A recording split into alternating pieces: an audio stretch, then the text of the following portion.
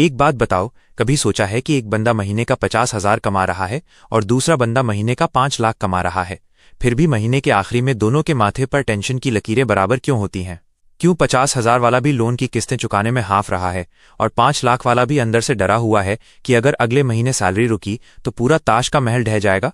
आज हम उस खेल के बारे में बात करेंगे जो बड़े बड़े अमीर लोग चुपचाप खेलते हैं और मिडिल क्लास को भनक तक नहीं लगने देते। इसे कहते हैं वेल्थ स्ट्रक्चर, यानी पैसे की वो गुप्त दीवारें जो डिसाइड करती हैं कि तुम्हारा पैसा कितना बढ़ेगा, उस पर कितना टैक्स लगेगा और जब बुरा वक्त आएगा तो वो कितना सुरक्षित रहेगा। अगर तुम्हारी उम्र 20 से 40 के बीच है तो इस वीडियो का एक एक सेकंड तुम्हारी जिंदगी का सबसे बड़ा टर्निंग पॉइंट होने वाला है। खासकर जो चौथी और पांचवी बात मैं बताऊंगा ना, वो अगर तुमने मिस कर दी तो तुम चाहे कितनी भी मेहनत कर लो, जिंदगी भर सिर्फ कुएं के मेढक बनकर रह जाओगे। सीधे दिल से बात करेंगे, कोई किताबी ज्ञान नहीं। कुर्सी की पेटी बांध लो और अंत तक टिके रहना, क्योंकि आज तुम्हारा दिमाग पूरी तरह से खुलने वाला है। चलो सबसे पहले बात करते हैं ओनरशिप की।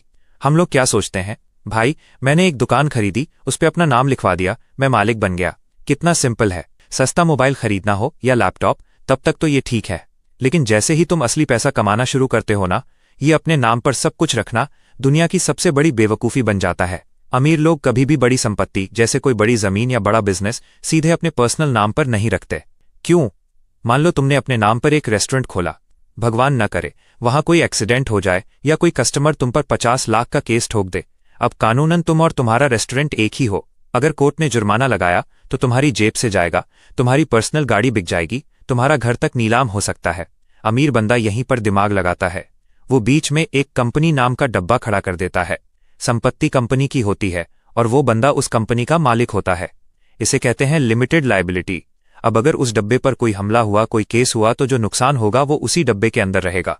आज तुम्हारे पर्सनल घर या परिवार पर कभी नहीं आएगी। अमीर लोग रिस्क लेते हैं पर वो कभी जुआ नहीं खेलते। वो जानते हैं कि असली पावर सिर्फ चीजें खरीदने में नहीं, बल्कि उन्हें सही जगह छुपाकर रखने में है। अब दूसरी बात, पैसे का बहाव। हम मिडिल क्लास वालों का एक फिक्स ढर्रा होता है।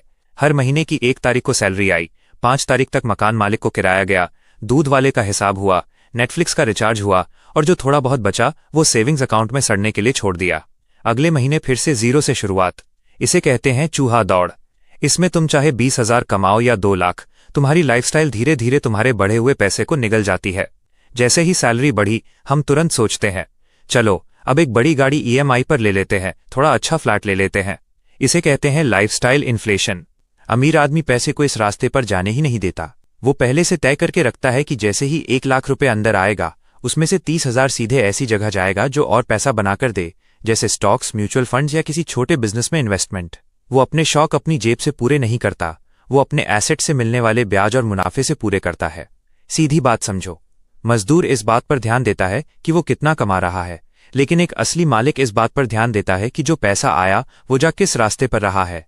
जब तक तुम्हारा पैसा तुम्हारे लिए सोते हुए कमाना शुरू नहीं करेगा, तब तक तुम सिर्फ दूसरों के सपने पूरे करने के लिए सुबह अलार्म लगाकर उठते रहोगे। तीसरी चीज जिससे हर कमाने वाला आदमी नफरत करता है, टैक्स। लेकिन यहां एक बहुत कड़वा सच सुनो, हमारा देश का जो टैक्स सिस्टम है ना, वो नौकरी करने वालों के लिए अलग है और बिजनेस करने वालों के लिए बिल्कुल अलग।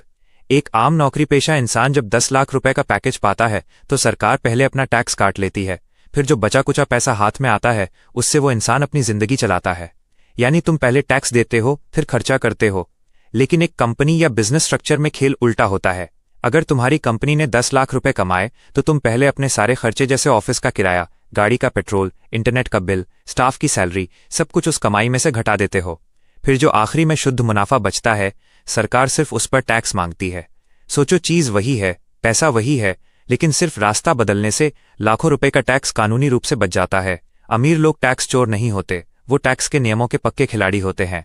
वो जानते हैं कि पैसे को किस लिफाफे में रखकर सरकार के सामने पेश करना है। अब आते हैं उस टॉपिक पर जो हमारे समाज में एक गाली की तरह देखा जाता है, कर्ज यानी लोन।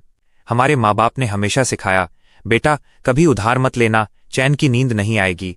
लेकिन मैं तुम्हें बता दूं, बिना कर्ज के आज तक इस दुनिया में कोई भी बड़ा साम्राज्य खड़ा नहीं हुआ। बस फर्क इस बात का है कि तुम कर्ज ले किस चीज के लिए रहे हो। एक होता है बुरा कर्ज, तुमने अपनी शादी के लिए 5 लाख रुपए का पर्सनल लोन ले लिया, या ठाट बाट दिखाने के लिए 10 लाख रुपए की कार लोन पर ले ली।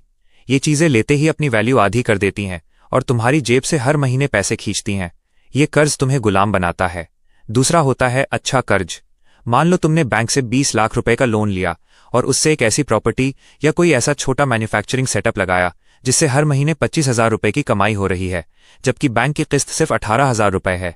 यहाँ तुम अपनी जेब से नहीं बल्कि बैंक के पैसे से अपनी संपत्ति बना रहे हो और ऊपर से 7,000 रुपए का मुनाफा भी कमा रहे हो। इसे कहते हैं लेवरेज। अमीर लोग दूसरों के पैसे का इस्तेमाल करके खुद अमीर बनते हैं और गरीब अपनी गाढ़ी कमाई की ईएमआई भरकर बैंकों को अमीर बनाता है। फैसला तुम्हारा है कि तुम्हें किस तरफ खड़ा होना है। आखिरी और सबसे जरूरी बात, जोखिम का बंटवारा। जिंदगी का कोई भरोसा नहीं है दोस्त। मार्केट कभी भी गिर सकता है, कोई भी बिजनेस ठप हो सकता है, लेकिन जो समझदार लोग होते हैं वो कभी भी अपने सारे अंडे एक ही टोकरी में नहीं रखते। इसे एक मिसाल से समझो। पुराने जमाने में जो बड़े जहाज होते थे ना, उनके अंदर छोटे छोटे कई सारे वाटरटाइट कंपार्टमेंट्स बने होते थे। अगर जहाज के एक हिस्से में छेद हो जाए और पानी भर जाए तो सिर्फ वही एक कमरा डूबता था, बाकी के कमरे जहाज को तैरते रखते थे। तुम्हारी वेल्थ का स्ट्रक्चर भी ऐसा ही होना चाहिए। अगर तुम एक ही जगह सारा पैसा लगा दोगे तो एक झटका तुम्हें सड़क पर ले आएगा। अमीर लोग क्या करते हैं? थोड़ा पैसा रियल एस्टेट में, थोड़ा लिक्विड कैश में, थोड़ा बिजनेस में और सबका प्रॉपर इंश्योरेंस। अगर उनका एक बिजनेस डूब भी जाए तो उनके पास दूसरा और तीसरा बैकअप तैयार रहता है जो उनके परिवार को कभी नीचे गिरने नहीं देता। इसे कहते हैं फाइनेंशियल रेजिलियंस, यानी चोट लगे पर रीढ़ की हड्डी ना टूटे। तो भाई, पूरी कहानी का सार यही है कि सिर्फ दिन रात गधों की तरह मेहनत करने से कोई अमीर नहीं बनता। अगर ऐसा होता तो देश का हर मजदूर आज करोड़पति होता। अमीर बनना एक सोच है, एक सिस्टम है। आज ही बैठो, अपने पैसों का हिसाब करो और देखो कि तुम किस स्ट्रक्चर में जी रहे हो। क्या तुम्हारा पैसा सुरक्षित है? क्या वो सही दिशा में बह रहा है? अगर इस वीडियो ने तुम्हारे दिमाग की बत्ती जलाई है तो नीचे कमेंट में मुझे जरूर बताना कि तुम इन 5 में से कौन सा स्ट्रक्चर आज से ही बदलने वाले हो। इस चैनल पर हम ऐसी ही कड़वी और सच्ची बातें करते रहेंगे।